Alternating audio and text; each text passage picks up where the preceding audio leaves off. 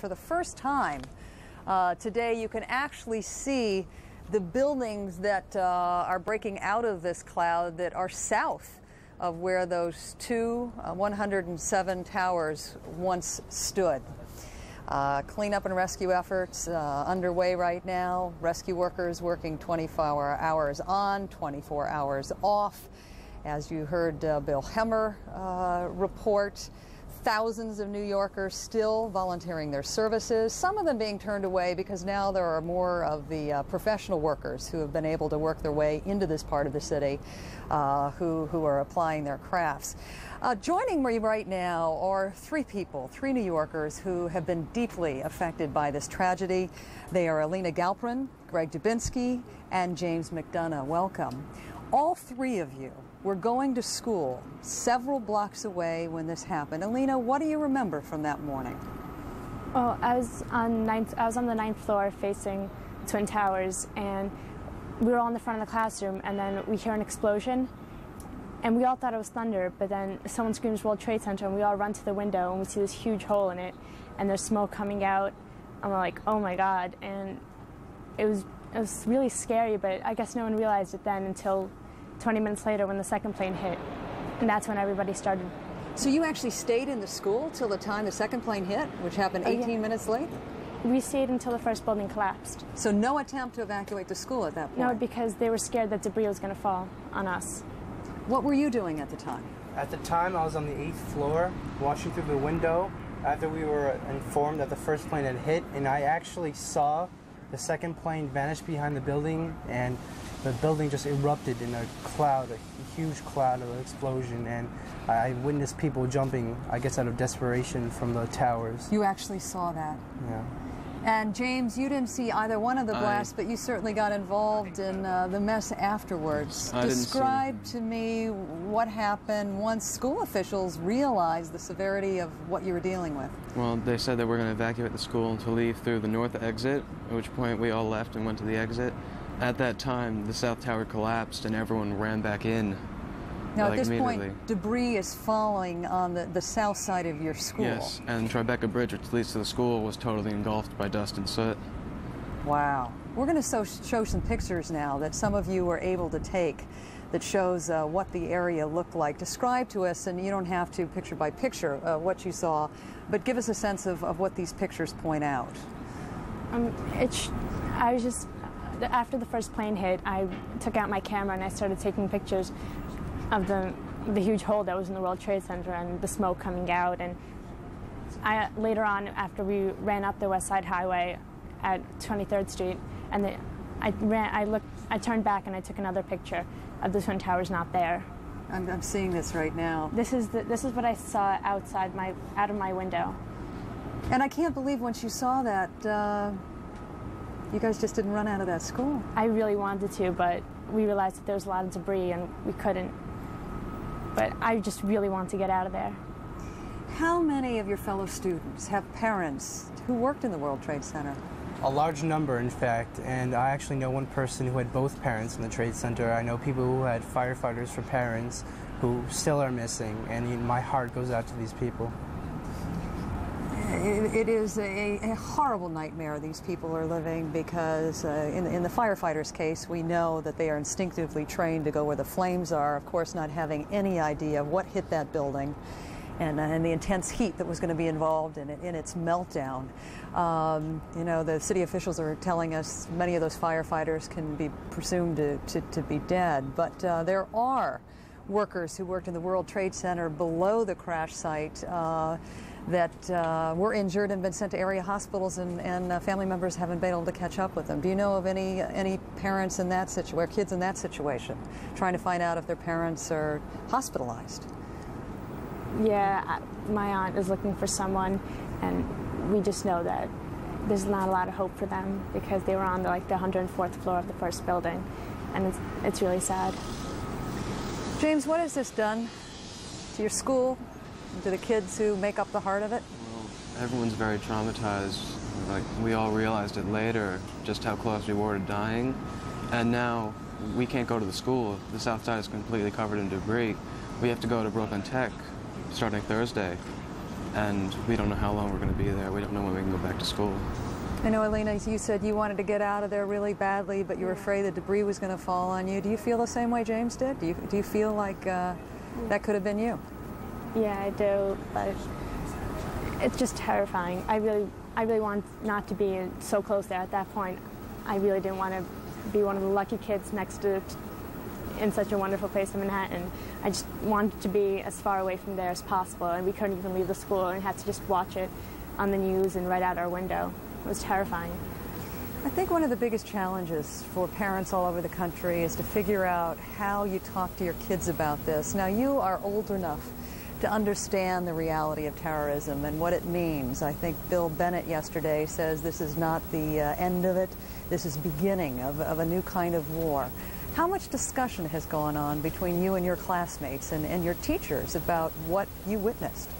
Oh, well, for sure, this is going to leave an indelible mark in our generation, and nothing will ever set this right. Life will be different forever, but I know that as a Stuyvesant student, this incident has only strengthened my resolve to put whatever abilities and skills that I possess to work serving others and helping my country.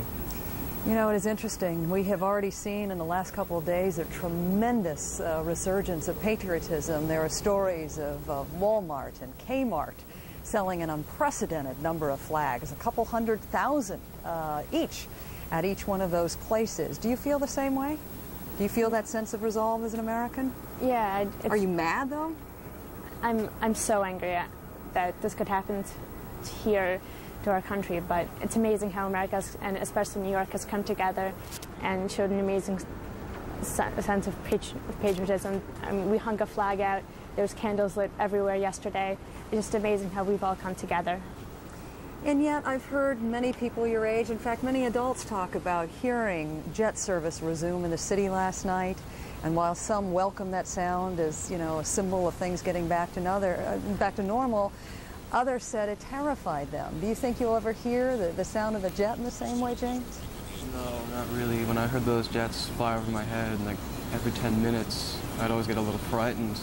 As something's happened, I actually walked by St. Patrick's Cathedral when I was going to Greg's house, and I heard a jet, and I was frightened that they were going to hit it because there was a memorial service there, and I didn't know what was going to happen. You don't know whether the jet is on our side or theirs. So you think you're going to have to live the rest of your life thinking twice about every backfiring truck, every jet you hear in the sky? Every single one. Have you guys been able to sleep at all?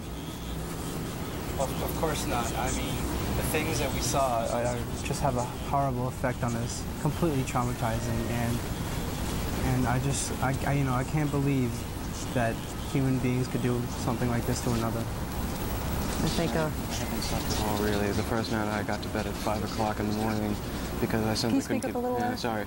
I could only get to bed at 5 o'clock in the morning because I couldn't keep my eyes open anymore. And I had to find something to help me relax. I was listening to music or reading a book, some kind of distraction. Lena, final word from you? Yeah, I could hardly sleep or eat. I couldn't really concentrate on anything else because it's terrible. It's on the news, the radio, everywhere in your mind. And you can hardly sleep or do much except think or cry about it. Well, we appreciate all three of you joining us this morning. I know school gets back underway next Thursday, but you were forced to move to a new school. I hope that your studies can go on and that you can heal a little bit. Thank you for sharing your stories this morning. The three of these very smart students just shared with you how strongly they feel about being an American, and I wanted to show you some pictures last night that I think are a very strong reminder of how seriously the nation took President Bush's call for a day of remembrance and reflection.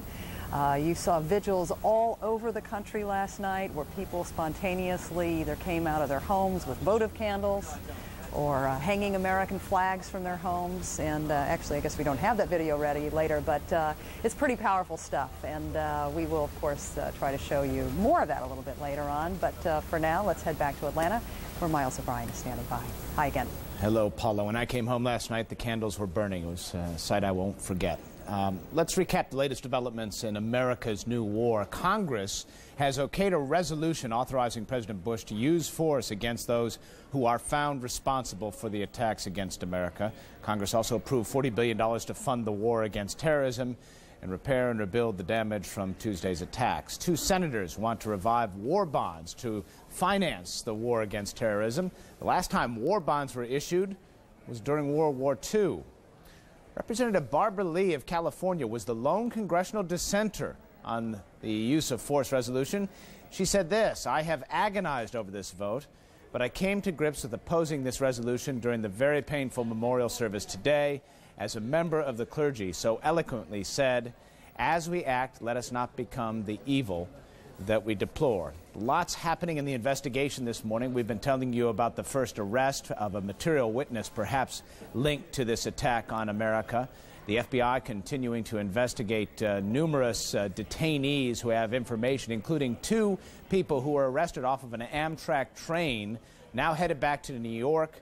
In their possession, box cutters. They happened to be on an aircraft Tuesday morning during the time of this attack, an aircraft from Newark to San Antonio. It ultimately was grounded in St. Louis, a rather ominous indication that there are perhaps many other suspects out there, authorities confirming that very fact.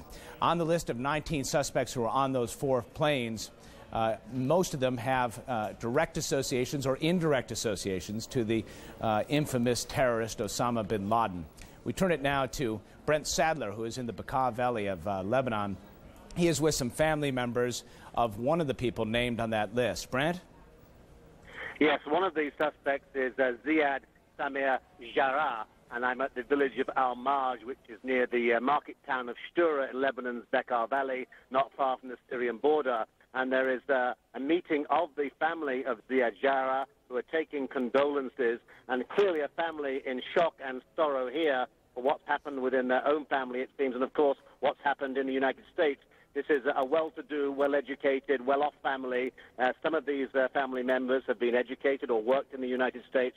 They're well-traveled. They represent the area here in terms of winning recently the elections here. And what we're getting here is the picture of Ziad Jarrah, a 25-year-old Lebanese, who we understand 4 years ago, this is confirmed by the family here, went to Hamburg, Germany, to learn about electrical engineering. We understand from Germany that he was at technical college there in Hamburg at the same time as another suspect, Mohammed Atta, who was in the aircraft, we understand, according to investigators, which hit the first of the World Trade Center towers, the North Tower, and that Ziad Jarrah was at college at the same time as Mohammed Atta. Ziad Jarrah, we understand from sources within the family, and this is very significant, they say that Ziad Jarrah went to Afghanistan some 18 months ago and spent some time there, we don't know how long, and then earlier this year, it's understood from a family member, he went to the United States, to the Miami area. He has a Turkish girlfriend, we understand, and was living in the Hamburg area during his studying time. In terms of a build-up of the personnel of Ziad Jarrah, we're told that he went to a missionary school here. A very mild-mannered, shy boy is how his father was describing his son. The father himself, Samir Jarrah, had open-heart surgery in February of this year. It's understood by the family members that the boy came back here, that Ziad Jarrah came back for that father surgery. And these pieces just falling together now, and we hope to get more information about the background of Ziad Jarrah as the hours go on. Back to you. Brent, just generally, what's the reaction of the family? Are they denying everything? Are they, what exactly are they saying when presented with the fact that Ziad Jarrah is on this list of 19 possible hijackers? Well, they're saying that they don't have enough information or any information about precise details of the investigation. They're confirming that he's missing. He hasn't been heard of since before the terrorist attacks in Washington and New York. And that they're waiting for, this is the official view, that they're waiting for more information. But there's obviously some sort of split on how this should be put out within the family. Some are prepared to talk and give information, others are not. There are journalists now assembling here in this remote village in the Bekaa Valley and trying to get more information. The family have put guards now on one of the buildings here. Journalists are being pushed away, 1 or 2 cameras being pushed forcefully away, and information may be difficult to get. But certainly as far as the nuts and bolts of the investigation are concerned, the family are saying they do not know anything about those details. All they know is that The relative, Ziad Jarrah, went to Hamburg 4 years ago and is missing. These other details are coming out from other elements within the family. All right, Brent, let's just recap this quickly so that our viewers are very clear on this. Ziad Jarrah